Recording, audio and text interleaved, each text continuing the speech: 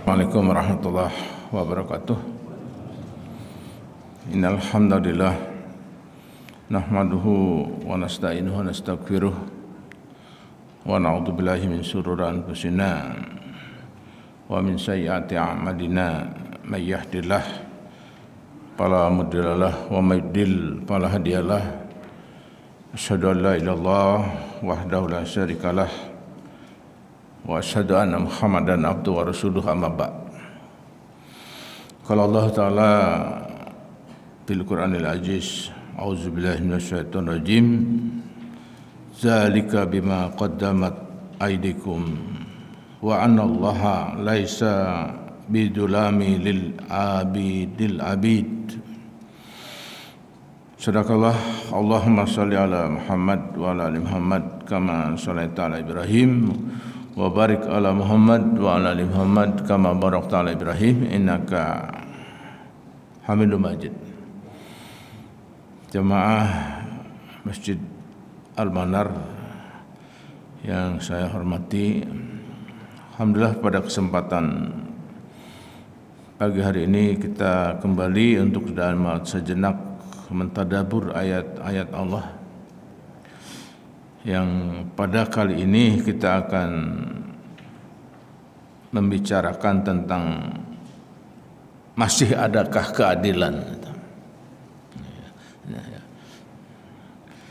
Tadi dalam mukadimah saya bacakan surat Al-Imran ya, ayat 182 ya. Zalika bima qaddamat aydikum. Jadi ajab yang demikian itu adalah disebabkan perbuatan tanganmu. Wa anna Allaha, dan bahwasanya Allah laisa bidzulami lil abid, dan Allah Subhanahu wa taala sekali-kali tidak menganiaya hamba-hambanya. Kemudian di dalam surat Asy-Syu'ara surat 42 ya,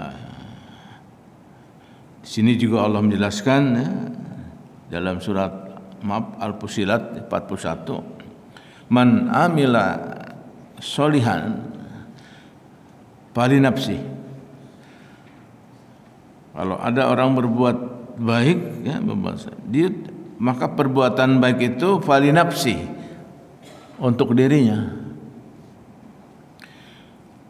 Wa man asaa fa 'alaiha, maka kalau dia berbuat jahat, untuk dirinya juga.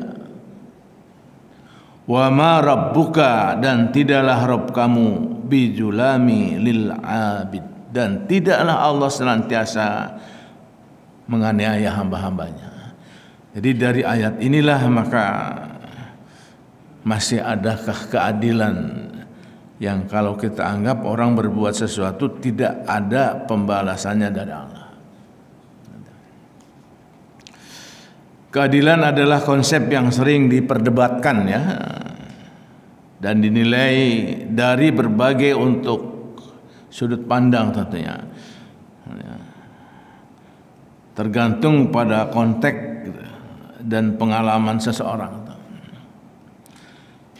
Dalam ajaran Islam ya, ini keadilan adalah salah satu prinsip dasar yang harus ditegakkan. Ditegakkan dalam aspek kehidupan. Allah Subhanahu wa taala sendiri menyatakan tadi ya, dalam surat Al-Imran dan surat Al-Fussilat. Namun dalam kenyataannya, ini kesehariannya, keadilan seringkali tampak tidak merata atau bahkan absen.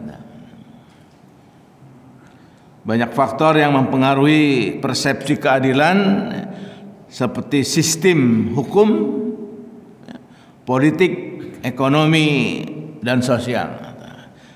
Keadilan yang sejatinya kadang-kadang tampak sulit dicapai dalam melaksanakan kehidupan ini, karena tersandera ketimpangan korupsi dan penindasan. Ini biasanya begitu. Orang nggak bisa buat adil karena tersandera, dia melakukan sesuatu.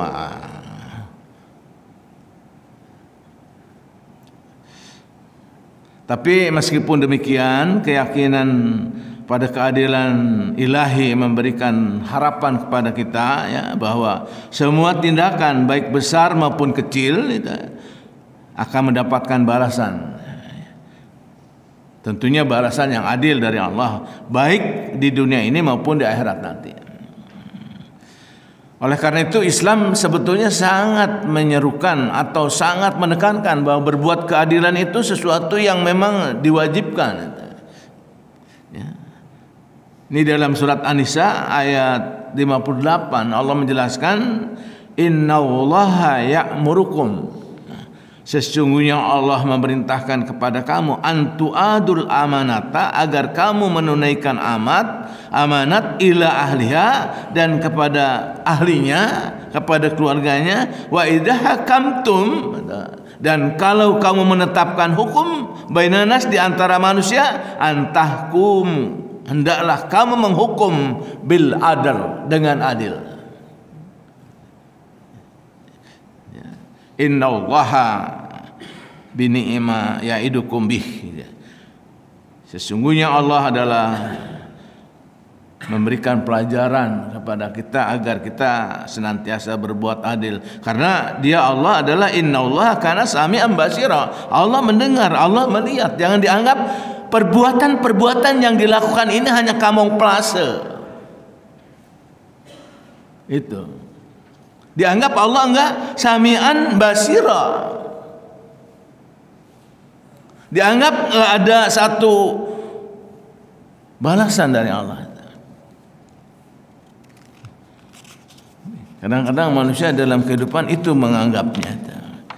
Sehingga di halaman 2 ya, saya tuliskan di sini bahwa keadilan itu memang dijelaskan dalam surat Al-Maidah ya, ayat 8 ini.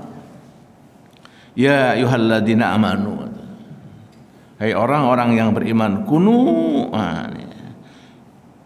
jadilah, amar ini ya, jadilah qawamina lillahi syuhada bil qisti, jadilah kamu penegak menjadi saksi kepada Allah dengan keadilan itu, dengan adil itu ya. Menegakkan keadilan karena bersaksi kepada Allah. Karena apa?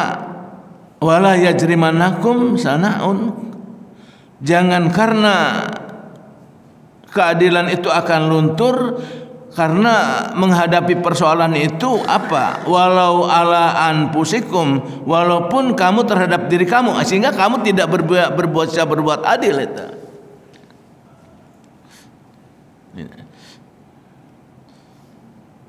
Ini ya, jadi orang kadang-kadang karena dirinya yang berbuat kesalahan atau keluarga ya, termasuk yang sedarah atau yang sekerabat, atau karena miskin atau kaya, ini karena memang keadilan ini sekarang sudah luntur dengan apa? Dengan 4D. Karena diri bersalah dimaafkan, karena yang dekat, yang sedarah, orang katakan orang tua yang bersalah dimaafkan, karena orang yang terdekat juga dimaafkan. Karena kaya atau miskin, karena kekayaan maka keadilan sudah tidak bisa berbuat adil lagi.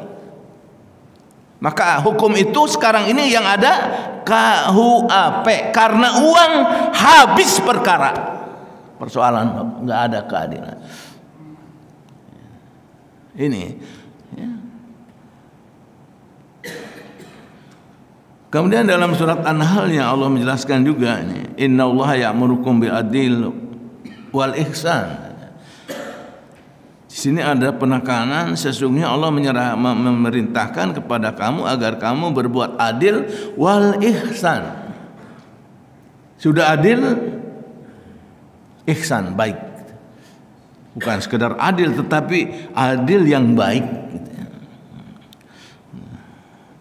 Kenapa? Wa itaidil qurba, walaupun kepada orang terdekat. Ya.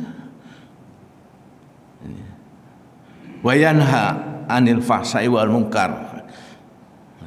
Jadi disinilah Allah menjelaskan kita dalam membentuk atau satu menegakkan keadilan, walaupun itu terhadap kerabat, dan Allah melarang perbuatan keji untuk tidak melakukan keadilan. Maka saya judulnya ini, masih adakah keadilan, cuman nggak ditambah sejahtera, ya nggak, jangan. Takut ngerasa kesinggung nanti.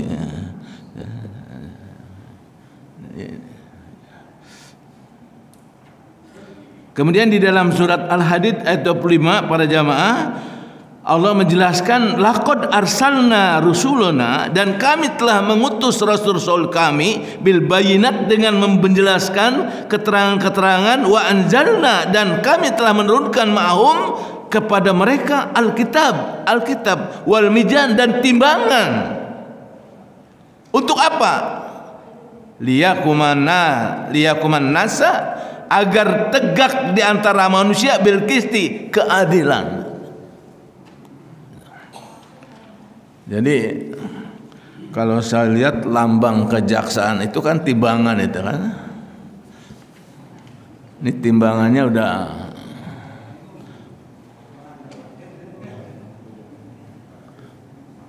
tahu beratnya kemana.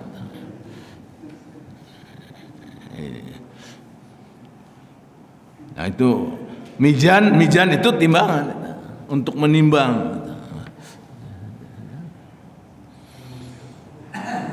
Semuanya kata Allah supaya manusia dapat melaksanakan keadilan,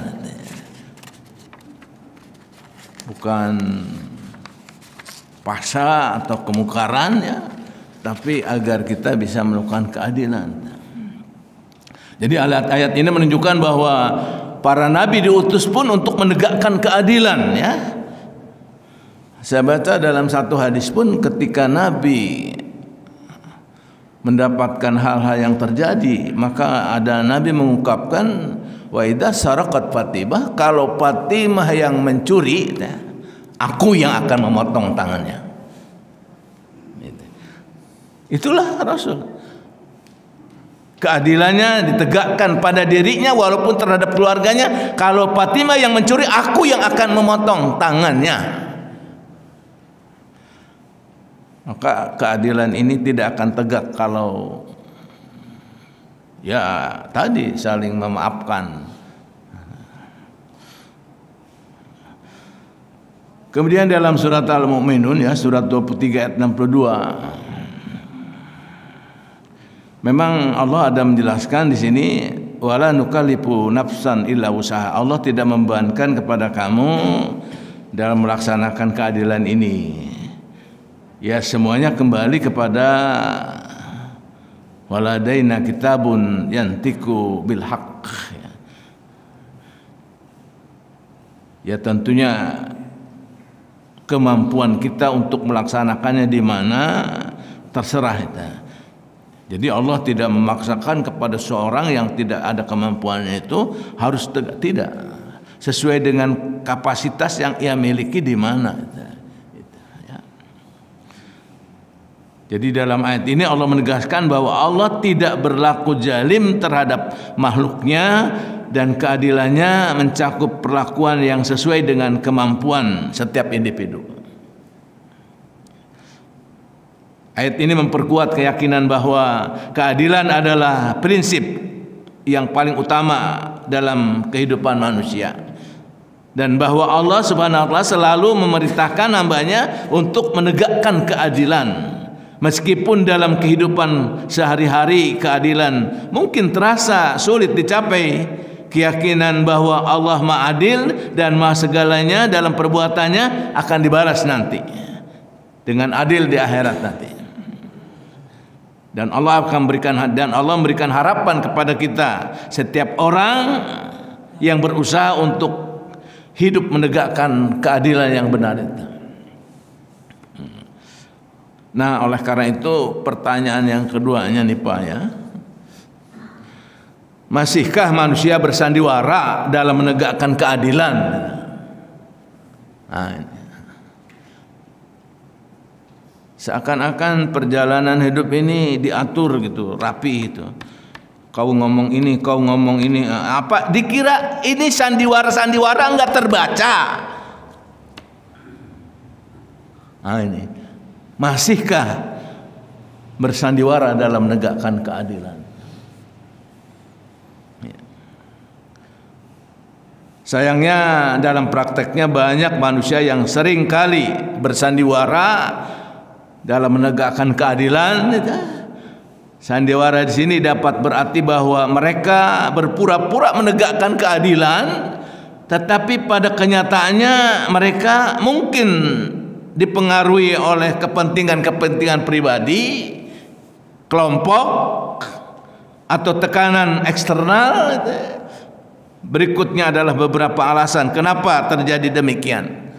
Karena dalam satu hadis saya baca bahwa hidup ini memang, kata Rasul, laisa minna man da'a ila asabiyah.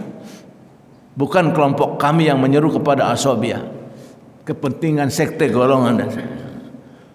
Wa laisa minna man qatala al asabiyah, dan bukan golongan kami yang berjuang di atas memperjuangkan asabiyah. Wa laisa minna man mata ala asabiyah, dan bukan dari golongan kami yang mati di atas memperjuangkan asabiyah. Itu hadis riwayat Abu Daud itu. Hadirin hadirat yang dimuliakan Allah, kadang-kadang keadilan timpang karena kepentingan pribadi dan kelompok. Keadilan seringkali dikompromikan, itu ya. Karena kepentingan pribadi atau kelompok, banyak orang yang terlibat dalam sistem hukum atau pengambilan keputusan mungkin lebih memprioritaskan keuntungan pribadinya atau untuk mereka sendiri daripada prinsip keadilan. Itu yang kadang-kadang keadilan itu luntur karena dia mengambil keuntungan untuk pribadinya. Omong kosong untuk perjuangan rakyat, karena misinya. Dan kita lihat orang-orang yang terkena kasus-kasus ini nggak bisa lagi berbuat adil, ya, karena kasus korupsi, kasus nepotisme, dan penyalahgunaan wewenang adalah contoh nyata bagaimana keadilan itu bisa terdistorsi atau tidak bisa dilaksanakan. Ini karena tadi Pak tersandera, orang untuk berbuat adil ini udah harus balas jasa dan sebagainya dan sebagainya. Yang kedua, pengaruh kekuasaan dan uang. Ini keadilan ini nggak bisa tegak kalau karena pengaruh kekuasaan dan uang. Kekuasaan dan uang seringkali menjadi faktor yang merusak penegak keadilan. Mereka yang memiliki kekuasaan atau kekayaan bisa saja memanipulasi sistem untuk mendapatkan hasil yang menguntungkan mereka. Bahkan jika itu berarti bisa jadi itu mengorbankan kebenaran dan keadilan. Ini karena faktor pengaruh kekuasaan dan uang. Karena orang berkuasa ada uang, itu yang saya katakan KUHP, karena uang habis perkara persoalan. Ini, ya. Coba di mana? Ini. Yang ketiga tentang manipulasi hukum yang terjadi. Kalau orang sudah memanipulasi hukum, keadilan nggak bakal bisa terjadi, nggak bisa tegak lah. Jadi hukum yang seharusnya menjadi alat untuk menegakkan keadilan bisa saja dimanipulasi oleh pihak-pihak tertentu. Penggunaannya celah-celah hukum itu tadi memutarbalikkan fakta, dan kesaksian palsu adalah berupa beberapa cara yang digunakan untuk mengaburkan keadilan. Ini seringkali terjadi ketika ada ketidakkeseimbangan kekuatan antara pihak-pihak yang bersengketa. Bapak lihat dan dengar mungkin kasus Pinak Cirebon itu kan. Berapa tahun itu karena kamong klase terus pihak-pihak saksi yang palsu dan sebagainya, nggak tegak-tegak.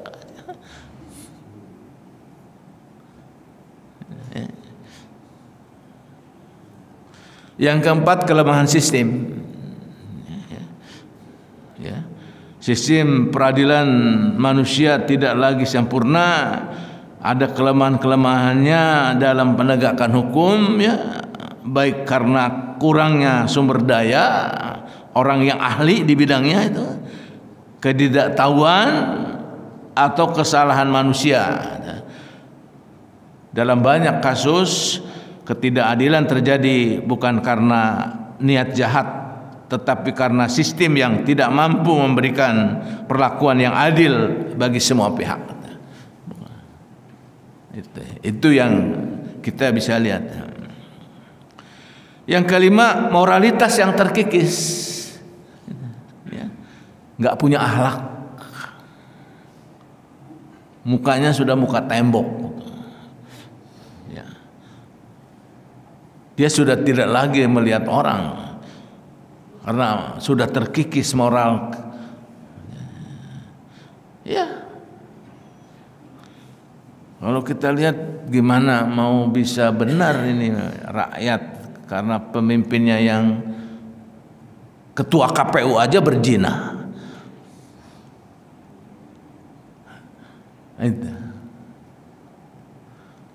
Di sini moral sudah terkikis. Ketika moral sudah terkikis, etika sudah terkikis, penegakan keadilan menjadi semacam formalitas, ya, atau sandiwara belaka. Orang mungkin terlibat menegakkan keadilan di permukaan, tetapi dalam hatinya mereka tidak sungguh-sungguh menjunjung tinggi atau menegakkan nilai-nilai keadilan. Nah, inilah yang kita lihat, ya, kondisi keadaan yang kita melihat. Ya, inilah yang saya tidak tahan juga harus berbicara, bahwa ini harus kita sampaikan kepada masyarakat, kepada umat, kepada bangsa, kepada para hamba Allah ini.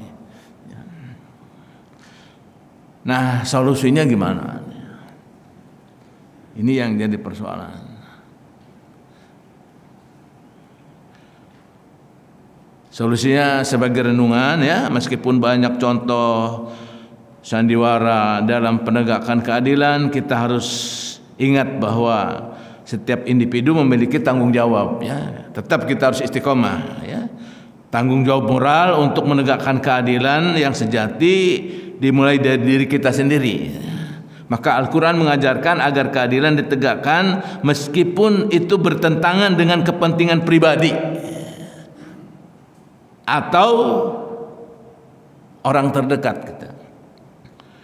Seperti yang disebutkan dalam surat An-Nisa, ini sangat jelas sekali Pak, ya, surat An-Nisa 135. Ya ayyuhalladzina amanu, hai orang-orang yang beriman, kunu qawamina bil qisti, jadilah kamu penegak keadilan. Kununya itu perintah. Syuhada'a lillahi, menjadi saksi kepada Allah, walau ala anfusikum, walaupun terhadap diri kamu sendiri. Jadi keadilan harus tegak walaupun kepada diri kita sendiri. Kita berbuat salah, ya harus ada resikonya. Yang kedua, aw walidain, ataupun kepada kedua orang tua, arti yang sedarah. Walaupun sedarah, kalau salah tegakkan keadilan. Wal aqrabin, orang terdekat, kerabat, kedekatan. In yakunan, apakah dia gonian au pakiran, apakah kaya atau miskin, berarti masalah duit. Apakah orang miskin yang berbuat tidak adil, apakah orang kaya? Tegakkan. Ini Quran menyuruhnya demikian, Pak. Kalau tidak, Sampai kapan kehidupan ini terombang-ambing? Maka dalam beberapa ayat nanti banyak bahwa kisos itu penting, perlu. Bahwa kisos itu adalah merupakan bentuk kehidupan nantinya. Itu dalam beberapa ayat surat Al-Baqarah ada dikatakan. Ya ayyuhalladzina amanu kutiba alaikumul kisos. Diwajibkan atas kamu kisos. Ya. Bahkan dalam surat Al-Maidah 38 wasariqatu faqtau aidahuma jazaan bima kasaba. Pencuri laki-laki, pencuri perempuan, potong tangannya.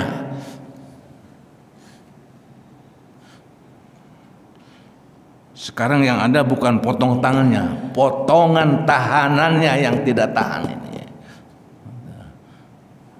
Diponis bisa jadi 10 tahun, berarti potongan tahanannya 7 tahun. Inilah keadilan yang tidak tegak. Jadi memang manusia memiliki kelemahan, dan seringkali kita bersandiwara dalam menegakkan keadilan. Namun sebagai Muslim kita diajarkan untuk berpegang teguh pada nilai-nilai keadilan yang sejati, ya. Tanpa memandang kepentingan pribadi, status sosial atau tekanan eksternal. Pada akhirnya keadilan sejati adalah milik Allah dan Ia akan memberikan balasan yang setimpal kepada setiap perbuatan manusia, baik di dunia maupun di akhirat. Maka dalam surat At-Tin itu dijelaskan alaihissallahu biahkamil hakimin. Adakah hakim yang lebih adil dari selain hakim Allah? Artinya Quran ini sebagai adil atau sebagai hukum yang harus tegak mestinya, ya. Karena Islam itu saya lihat di dalam surat Al-An'am ayat 152, sekalipun kita kepada anak yatim itu kita harus berbuat adil. Kalau dia belum dewasa tetap kita pelihara dengan baik tanpa kita nodai kekayaannya. Ini sampai ya wala taqrabul malal yatim illa billati hiya ahsan hatta tablughu asudda. Kepada anak yatim saja kita harus memelihara, jangan sampai hartanya tidak diperlakukan dengan adil.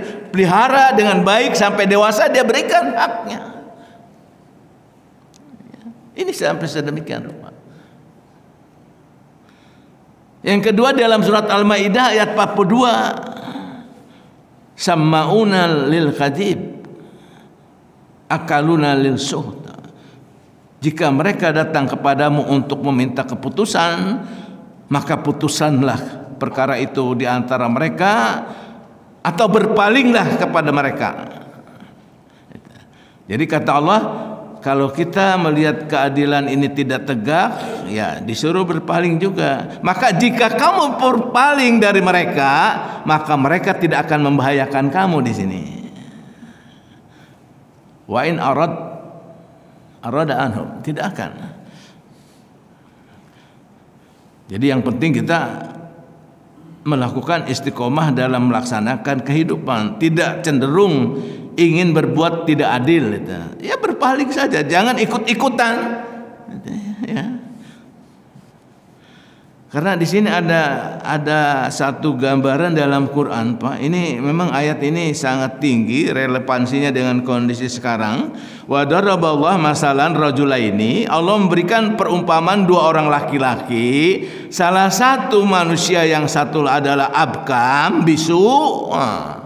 Yang satu manusia yang bisu, yang satu manusia yang menyuruh kepada berbuat keadilan. Hal yastawi huwa, samakah mereka, katanya.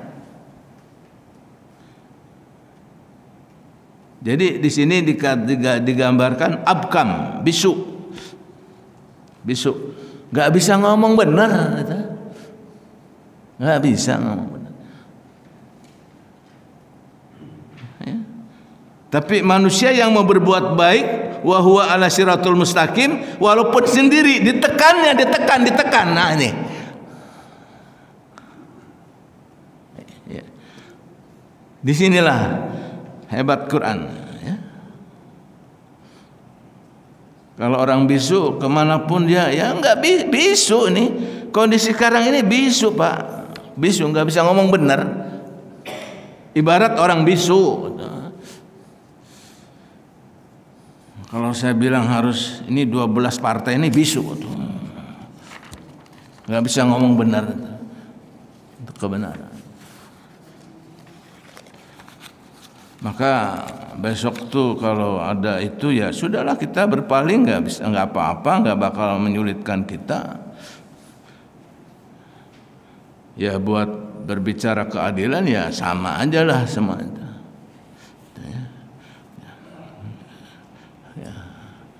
Maka dalam surat lain di halaman 6 Allah menyuruhkan agar dalam surat Asy-Syu'ara ini, surat 42 ayat 15, falidzalika fad'u wastaqim kama umirta. Nah, oleh karena itu serulah mereka kepada agama ini tentang Islam, tetaplah sebagaimana diperintahkan kepadamu.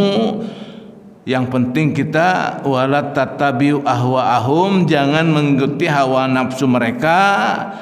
Tapi katakan dalam hidup ini waqul amantu bima anjalallah min kitab. Nah, ini yang harus kita sikapi. Katakanlah aku beriman dengan apa yang diturunkan Allah dari Al-Qur'an ini. Disuruhnya kita. Waqul amantu bima anjalallah min kitab. Kita beriman kepada Allah dengan apa yang diturunkan dalam Al-Qur'an. Enggak ragu dengan Al-Qur'an. Jangan orang sekarang ini Al-Quran dianggapnya tidak relevan dengan kondisi sekarang, mau merubah, tapi semua membisu. Padahal ini kalau di zaman Nabi sudah dibunuh ini.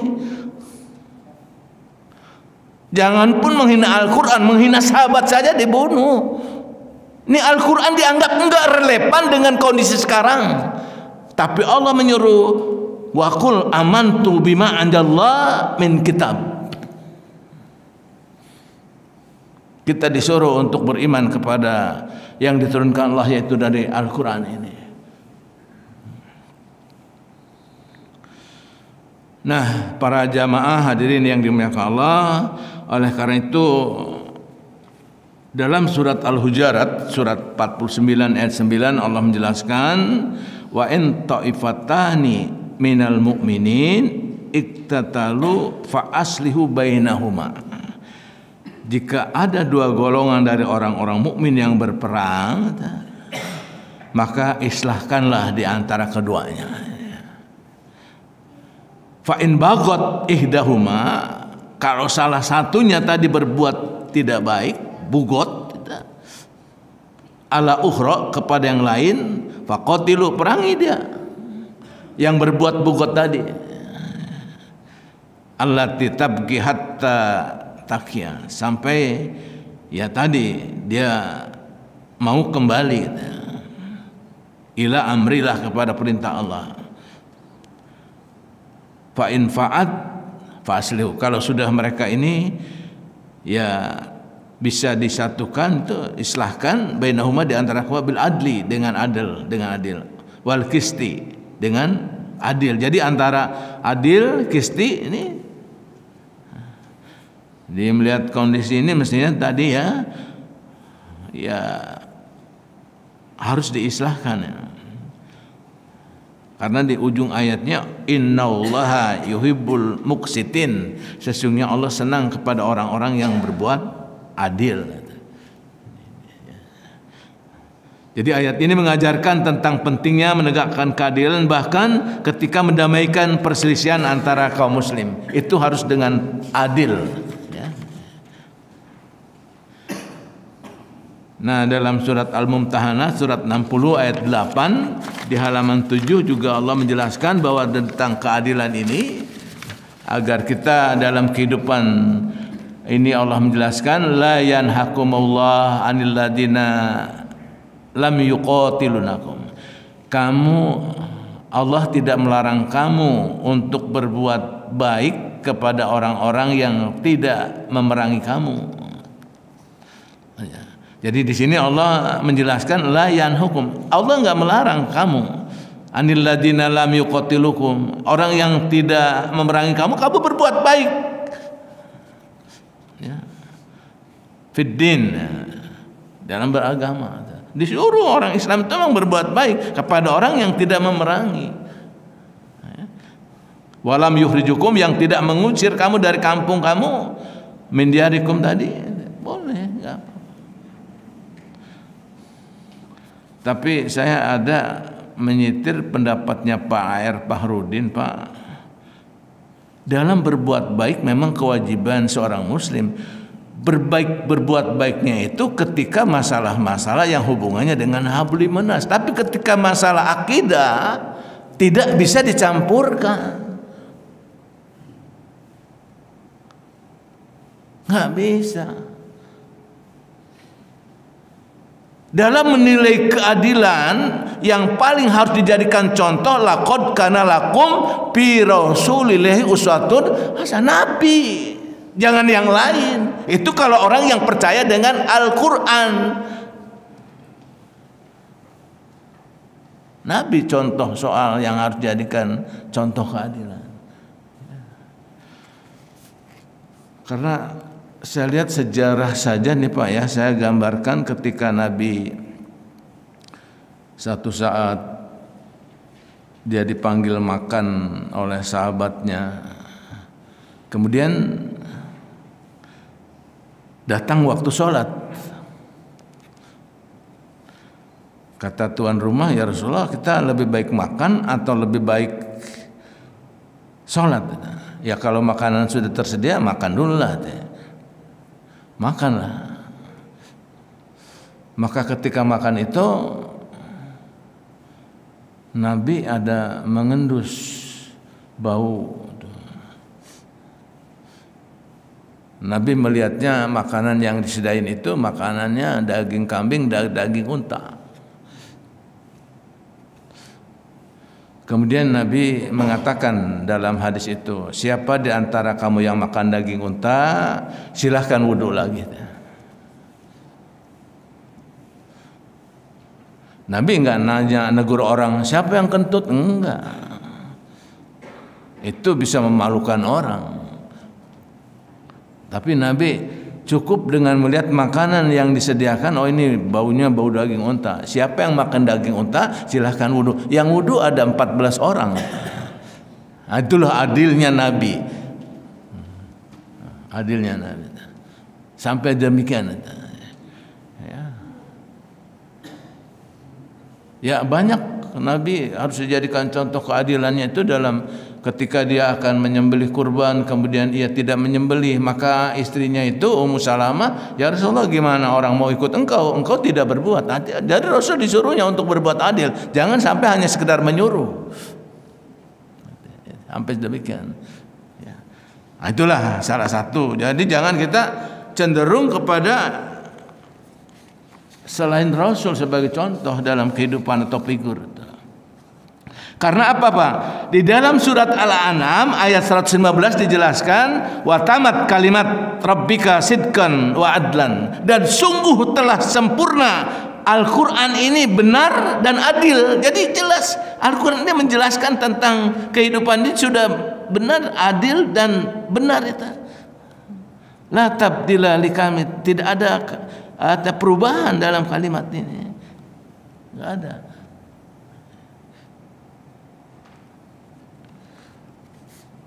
Jadi sampai-sampai dalam surat Al-Maidah juga dijelaskan ini tentang orang ketika haji, ya ayyuhalladzina amanu la tulku saida, jangan kamu membunuh binatang buruan wa antum hurum, sedang kamu dalam keadaan ihram. Ini kalau kita membunuh binatang yang sedang kita ihram kita bunuh atau berburu, kita harus membayar sesuai dengan apa yang dibunuhnya itu.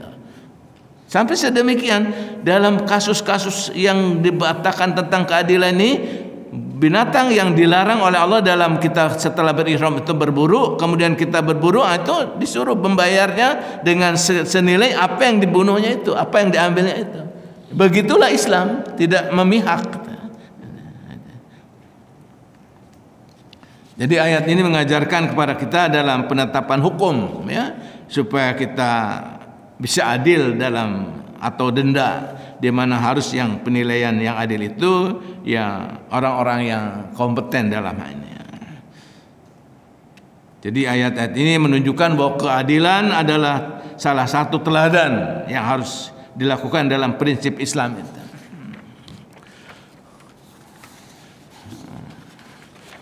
Nah, solusinya gimana? Ini kan kita sering baca ayat nih Pak di dalam halaman 8 ya. Untuk bisa menegakkan keadilan itu ada satu surat dalam surat Al-Imran ayat 104. Wal takum minkum ummatu yad'una ilal khair. Hendaklah ada di antara kamu umat yang menyeru kepada kebaikan. Kalau saya baca di dalam tafsir Al-Manar ya, yang oleh Rasid Ridho, minkum di sini bukan min ba'diyah katanya.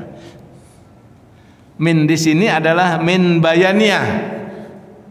Artinya setiap kamu, apakah dia siapapun dia, itu punya kewajiban untuk menyampaikan kebaikan. Berdakwah maksudnya. Jadi dakwah itu bukan hanya tugas seorang ustadz saja. Siapapun yang diantara kamu ya berhak sesuai dengan kapasitas yang dimilikinya. Minkum ummatu yad'una ilal khair. Itu. Wa ya'muruna bil ma'ruf wa yanhauna 'anil munkar. Menyuruh untuk berbuat baik dan mencegah untuk berbuat mungkar. Maka ujungnya wa ulaika humul muflihun, baru akan ada kemenangan, muflih. Tapi kalau kemungkaran terus berjalan, ma'rufnya yang mati,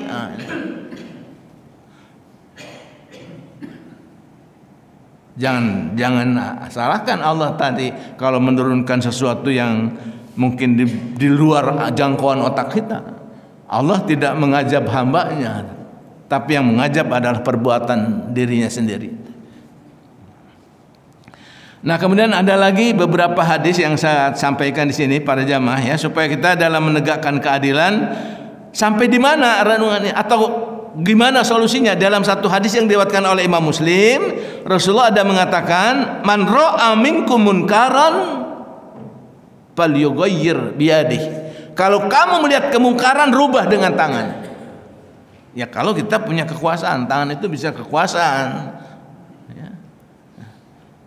Fa'ilam yastati pabilisani, kalau nggak mampu juga ya dengan lisan, tulisan, lisan, mau ijo hasanah itu.